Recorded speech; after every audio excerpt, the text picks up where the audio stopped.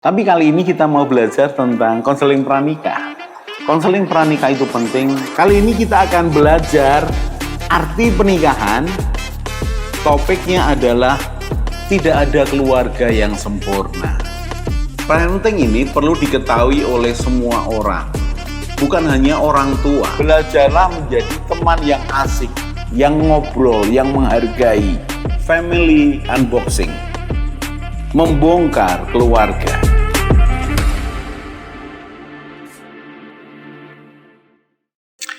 Salam keluarga Indonesia, kita bertemu lagi untuk belajar. Sekali lagi, kalau saya dan kalian ini mau belajar dan berubah, kehidupan kita akan semakin baik. Itu salah satu modal untuk sukses, untuk maju. Tetapi kalau orang sudah merasa sudah hebat, sudah bisa, sudah lengkap, tidak butuh bantuan saran apapun, ya yang pertama itu adalah urusanmu sendiri. Tetapi kamu akan mengetahui bahwa sebenarnya begitu banyak hal yang kurang dari hidupmu. Begitu banyak hal yang bisa dikembangkan. Jangan keraskan hati. Ayo belajar, berubah. Punya cara pandang yang luas. Punya teman yang banyak akan baik sekali. Kita akan belajar keluarga Indonesia. Banyak hal. Pranikah. Sebelum kamu menikah, kamu perlu persiapan, pelatihan.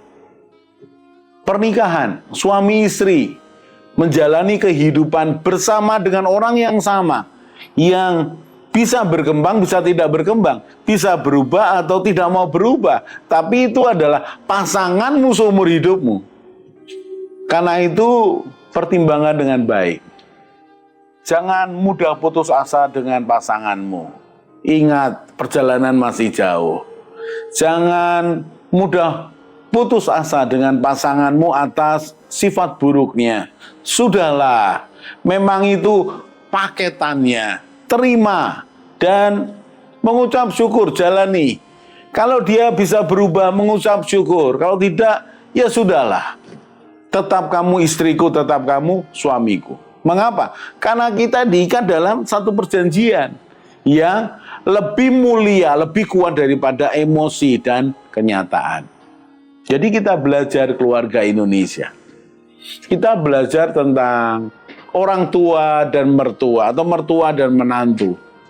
Orang tua dengan anak. Kalau engkau sudah menikah, maka engkau harus punya cara pandang yang baru. Tentang pernikahanmu, tentang keluargamu, atau tentang keluarga besarmu. Mau tidak mau. Dan kali ini, kita akan belajar kembali. Orang tua atau mertua satu usaha, artinya begini. Kamu ini menjadi satu, ya, pekerjaannya dengan orang tuamu. Atau kamu ini menjadi satu pekerjaan atau usahamu dengan mertuamu. Tanda tanya ini. Bagaimana, Pak? Bisakah berjalan dengan baik? Oh, saya yakin bisa. Asal apa? Asal kedua belah pihak punya cara pandang yang sama tentang mertua dan menantu yang baik. Tentang rumah tangga yang baik satu dengan yang lain, saling menghargai.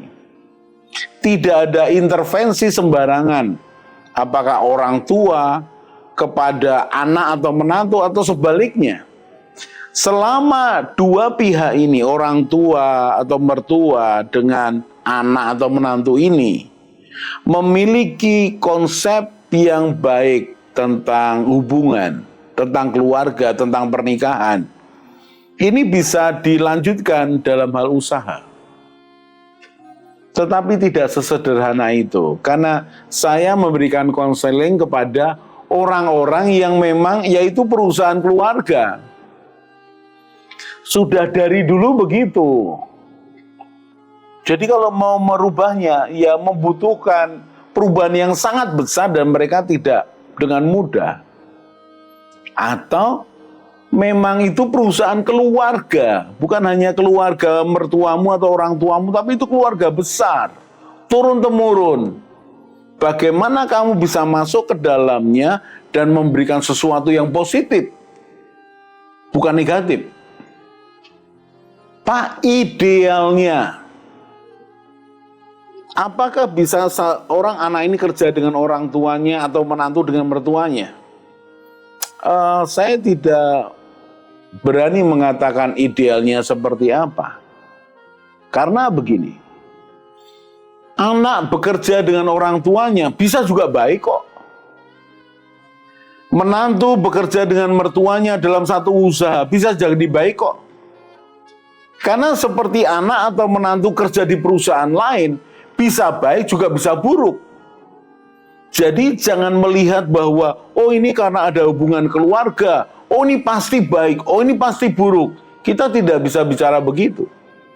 Asal masing-masing pihak memiliki cara pandang yang benar tentang usaha contohnya. Walaupun ini adalah usaha keluarga, tetap harus memakai standar-standar profesionalitas. Contoh, siapa pemimpinnya, apa aturannya, apa job desk-nya, bawahannya siapa saja, lalu aturan di perusahaan seperti apa, pengaturan keuangan seperti apa, pengaturan bangun marketing seperti apa. Tapi ini perusahaan adalah terpisah dengan keluarga, walaupun ini perusahaan keluarga.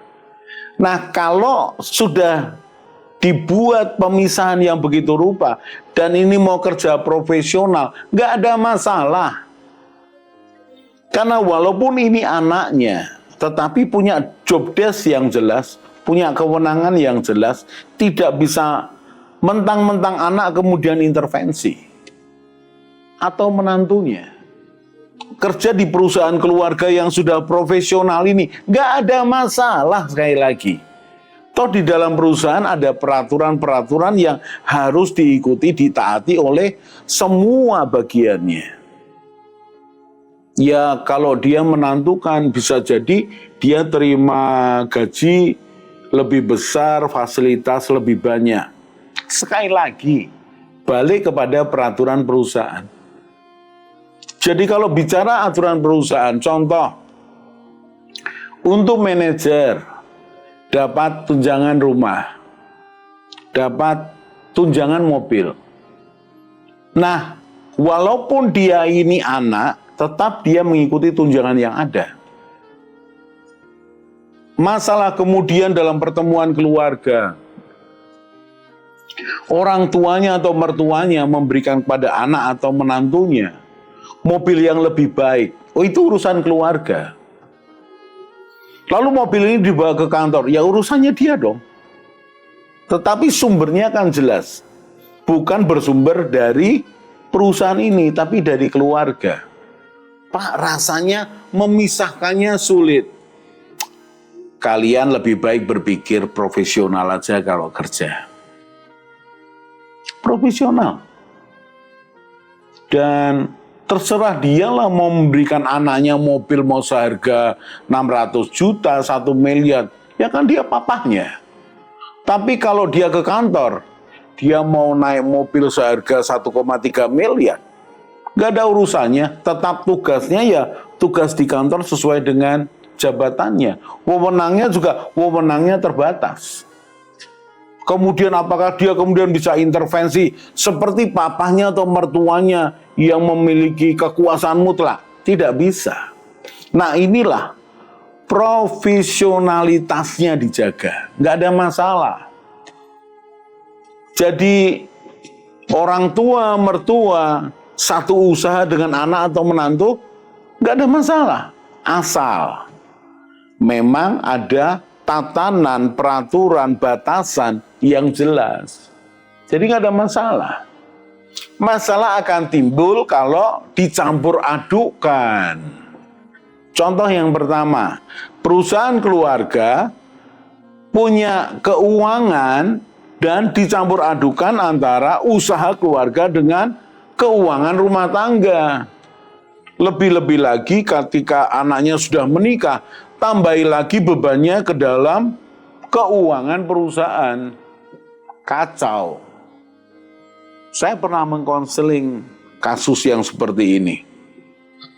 Dan ya antara saudara, antara ipar, jadi tidak rukun. Karena ketika satu pihak bisa belikan sepeda motor anaknya seharga 50 juta, sementara saudaranya, iparnya ini anaknya belum besar sehingga tidak bisa beli motor seharga 50 juta. Iri. Lalu ketika itu minta yang lain. Ketika minta yang lain dituruti. Yang sudah punya anak yang besar ini iri lagi. Berantakan. Keuangannya berantakan. Ketika saya diminta saran saya atas permasalahan rumit keuangan perusahaan dan keluarga, maka saya sarankan dipisah. Dipisah, diberikan kewenangan jabatan yang jelas, adil, kemudian diberikan gaji yang cukup dan fasilitas. Kalau mau lebih daripada itu, ya bicara keluarga, bukan perusahaan. Dan bertengkar. Bahkan saat itu sampai gebrak meja dan bicara soal warisan. Saya ikut sedih, kenapa? Orang tuanya masih hidup bicara warisan lagi. Itu gudang yang di sana, tanah yang di sana, toko yang di sana, ruko yang di sana, pabrik yang di sana, segala macam dah. Dan saya mendengarnya sampai malu.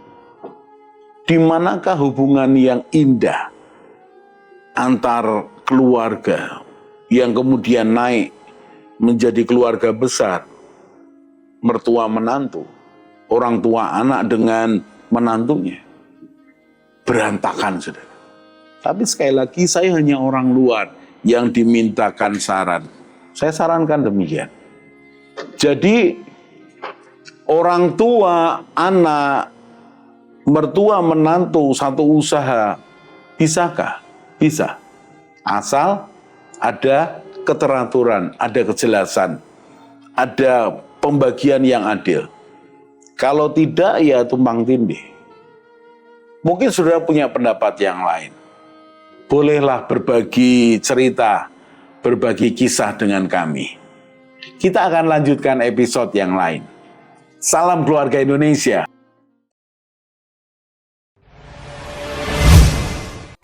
Mari bergabung dalam Keluarga Indonesia dengan cara subscribe channel ini.